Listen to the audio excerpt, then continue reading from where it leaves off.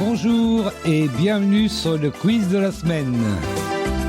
Une émission proposée par Radio Prédication, animée par Dominique et Martine. Bonjour à tous et bienvenue sur le quiz de la semaine, dans l'émission du quiz de la semaine. Je vous rappelle que l'enregistrement a lieu le samedi soir à 18h, et puis si vous êtes là, ça serait bien. Et puis sinon, c'est rediffusé bien sûr le lundi à 1h, à 11h, ainsi que le mercredi à 20h et le samedi matin à 8h. Voilà. Comme ça, vous savez tout. Martine n'est pas encore tout à fait dans le studio, mais ça va pas tarder. En bas, je le sens bien. Bonjour Martine. Ah, pas de micro, pas de casque, elle a rien.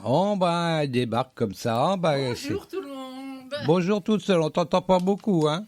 Attends, mon micro est encore à 15 km. Comment c'est-il que tu vas, Tidon? Je vais. Bon, alors. Sur ce, on va commencer ce quiz de la semaine. Et puis sur ce, oui, donc chapitre 20 de Jean, c'est l'avant-dernier chapitre. Oh, déjà la fin. Déjà ? Oui, chapitre 20, et puis on verra, la semaine prochaine, ça sera le 21. Qu'est-ce qu'on va voir dans ce chapitre 20 ? Le tombeau vide. Oui. Jésus apparaît à Marie de Magdala. Jésus apparaît à ses disciples. Et enfin, Jésus apparaît à Thomas. Donc ça sera le contenu en gros du chapitre 20. Je rappelle que nous lisons dans la Bible du Sommeur, je précise, parce que moi je la comprends mieux que les autres, alors voilà. Il faut pas hésiter à prendre la Bible dont vous comprenez le sens, si vous comprenez rien, si c'est juste pour faire comme on fait dans l'église, etc., c'est moins bien. Voilà. Donc, n'hésitez pas. Vous pouvez très bien suivre, par exemple, sur la Louis II à l'église, et puis chez vous, avec la Sommeur, ou autre chose, d'ailleurs. Il y a pas mal de Bibles. Vous allez dans l'évangile.com, vous en avez, je sais plus, 17, je crois. 17 traductions de Bibles différentes. Si vous les lisez bien, vous verrez que le sens est tout à fait le même. C'est juste les mots qui sont, ou les tournures de phrases qui sont un peu différentes. Donc, selon la tournure de phrase, vous allez peut-être comprendre, d'autres vous allez moins comprendre. Donc, choisissez votre Bible, il n'y a pas de souci. Il y en a au moins 17 à votre disposition, donc vous avez le choix. Sur ce, alors qu'est-ce qu'on va écouter en musique ? Aujourd'hui, ça sera français, donc, avec notre ami Luc Dumont. Luc Dumont qui fait un tas de choses, d'ailleurs, sur Internet. Il fait pas que chanter, d'abord il est pasteur, et puis il fait un tas d'émissions aussi sur YouTube, notamment Exponentiel, si vous avez peut-être déjà croisé ça. Exponentiel, donc sur YouTube. Et puis, et puis il chante aussi, donc on va profiter de ses talents de chanteur. Nous allons écouter normalement 3 chants, peut-être 4, je sais pas, on va voir. Le premier, c'est Mon Dieu sur la terre, ensuite Un jour nouveau, et enfin Simple mot d'amour. Ça sera en version acoustique. Voilà. Et puis, on va peut-être voir la question de Peu trop de l'éternel tout d'abord. C'est ce que j'allais te demander, justement. Tu me l'as retiré de la bouche. Voilà. On va faire ça. Alors, la question de Peu trop de l'éternel.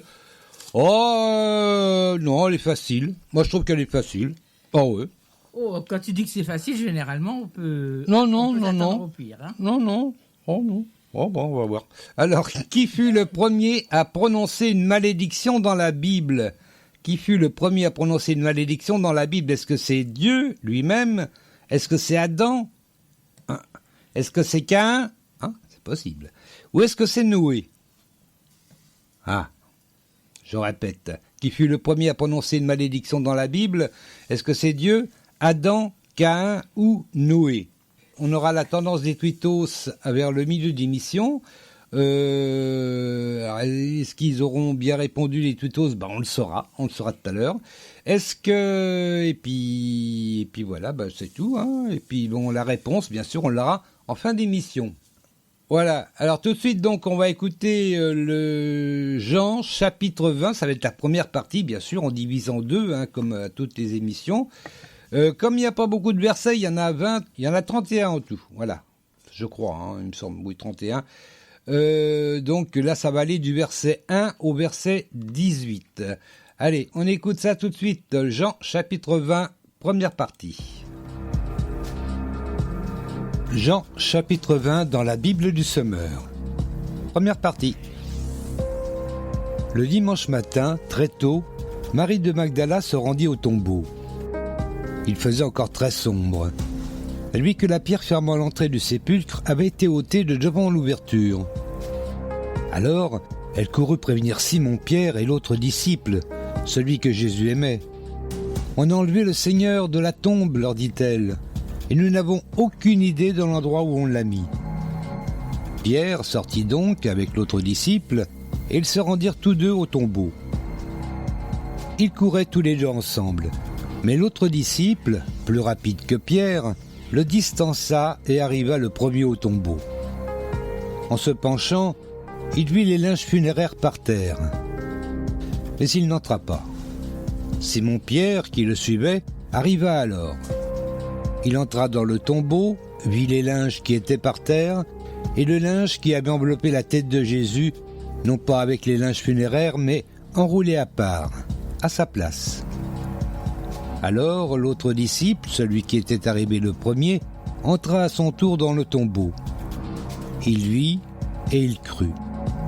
En effet, jusque-là, il n'avait pas encore compris que Jésus devait ressusciter d'entre les morts, comme l'avait annoncé l'Écriture. Les deux disciples s'en retournèrent alors chez eux. Pendant ce temps, Marie se tenait dehors près du tombeau et pleurait. Tout en pleurant, elle se pencha vers le tombeau. Elle vit deux anges vêtus de blanc, assis à l'endroit où le corps de Jésus avait été déposé, l'un à la tête et l'autre aux pieds. Ils lui dirent « Pourquoi pleures-tu » ? « On a enlevé mon Seigneur, leur répondit-elle, et je ne sais pas où on l'a mis. » Tout en disant cela, elle se retourna et vit Jésus qui se tenait là. Mais elle ne savait pas que c'était lui. « Pourquoi pleures-tu » lui demanda Jésus. « Qui cherches-tu » Pensant que c'était le gardien du jardin, elle lui dit « Si c'est toi qui l'as emporté, dis-moi où tu l'as mis, pour que j'aille le reprendre. » Jésus lui dit « Marie ». Elle se tourna vers lui, elle s'écria en hébreu « Rabouni », ce qui veut dire maître. « Ne me retiens pas, lui dit Jésus, car je ne suis pas encore monté vers le Père. Va plutôt trouver mes frères et dis-leur de ma part, je monte vers mon Père qui est votre Père, vers mon Dieu qui est votre Dieu. » Marie de Magdala alla donc annoncer aux disciples « J'ai vu le Seigneur » et elle leur apporta ce qu'il lui avait dit. Eh oui, la suite, ça sera un petit peu plus tard. Eh ben ouais, attendez, enfin tout de même. Allez, je pense que Martinette va bientôt revenir dans le studio. Si, je crois. Et du coup, on va pouvoir poser la première question.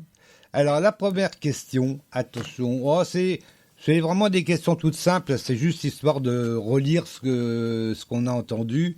Et puis, c'est tout. Ah, c'est pas compliqué. Prête, Martinette ? Prête. Prête.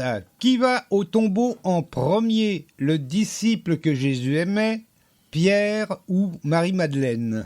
Il y a un petit piège. Qui va au tombeau en premier ? Le disciple que Jésus aimait, Pierre ou Marie-Madeleine ? Eh ben sur ça, on va se mettre un petit 10 secondes. Hein. Ah, bon.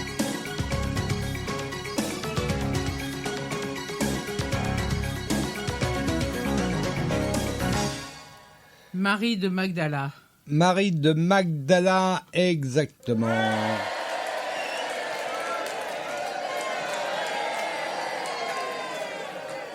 Oh, il y avait un petit piège, parce que Marie-Madeleine ou Marie de Magdala, c'est la même personne. Ah, oui, c'est un piège, ça. Ah, attendez, faut bien en mettre de temps en temps. Bah oui.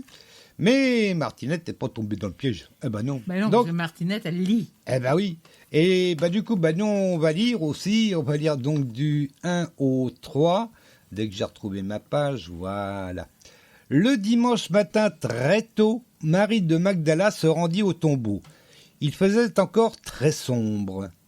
Donc, c'est très très tôt, c'est encore très sombre, donc c'est avant l'aube, en fait. Elle vit que la pierre fermant l'entrée du sépulcre avait été ôtée de devant l'ouverture. Alors, elle courut prévenir Simon-Pierre et l'autre disciple, celui que Jésus aimait, On a enlevé le Seigneur de la tombe, leur dit-elle, et nous n'avons aucune idée de l'endroit où on l'a mis. Ah ben, ils ont perdu. Ah ben. Pierre sortit donc avec l'autre disciple, et ils se rendirent tous deux au tombeau. Voilà. Et puis, ben, on va poser la question suivante. J'ai l'impression que j'ai lu un peu trop, mais bon, c'est pas grave. Oui. Allez, qui était le plus rapide? Qui était le plus rapide à la course à pied? Pierre, le disciple que Jésus aimait, ou Thomas? Qui était le plus rapide? Pierre, le disciple que Jésus aimait, ou Thomas? Allez, seconde.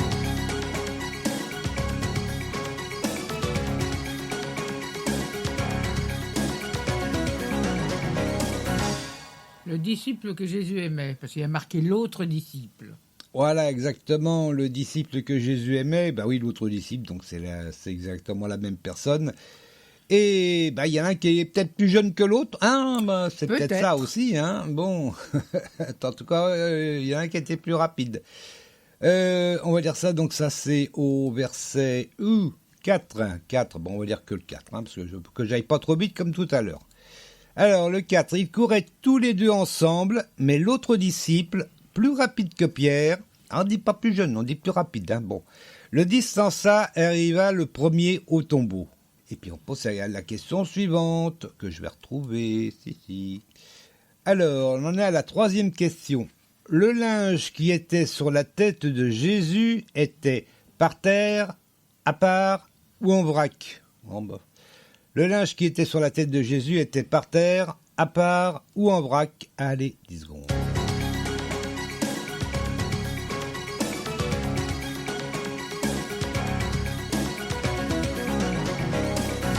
Par terre. Tu dirais par terre. Il vit le linge funéraire par terre. Ah oui, mais j'avais précisé. Oh. Ah ben, on rigole pas. Non, j'avais précisé. Oh, je vais répéter la question, comme ça on va bien voir.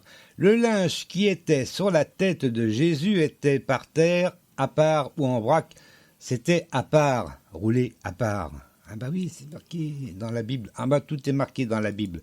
Allez, on va le lire, je sais plus à quel verset, mais on va le lire. Tu commences au verset 5. Allez, en se penchant, il vit les linges funéraires par terre. Ça, c'est les linges funéraires. Mais il n'entra pas. Simon-Pierre, qui le suivait, arriva alors. Il entra dans le tombeau et vit les linges qui étaient par terre. Bon. Et le linge, c'est là, au verset 7, et le linge qui avait enveloppé la tête de Jésus, non pas avec les linges funéraires, mais enroulé à part. D'accord. Voilà. À sa place. Voilà, à la place donc de Jésus. Donc il était bien rangé, il était enroulé à part. Voilà. Il n'était pas avec le reste. Oh, voilà. Alors il y en a qui parlent du comment ça s'appelle, le voile de Turin ou le linge de Turin, je ne sais plus. Est-ce que c'est du vrai, est-ce que c'est du faux, on n'en sait rien. Enfin, il y en a, ils sont sûrs. Bon, pas de problème. Hein. Non, on va pas rentrer dans le combat. Hein. Non. Mais peut-être que c'est ce linge-là, justement, qui était à part. Ce qu'on appelle un linceul. Un linceul, voilà, c'est ça. Là, ils disent qu'il était sur la tête, hein, je crois. Hein, je vais envelopper la tête de Jésus. Oui, il était sur la tête. Allez, on va du coup aller à la question suivante. Le disciple que Jésus aimait avait compris que Jésus devait ressusciter. Oui ou non? Elle est longue la question. Hein. Le disciple que Jésus aimait avait compris que Jésus devait ressusciter. On se met 10 secondes. Bon.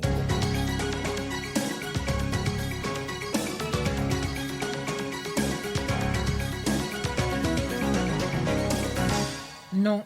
Non, eh ben, exactement, c'est une bonne réponse.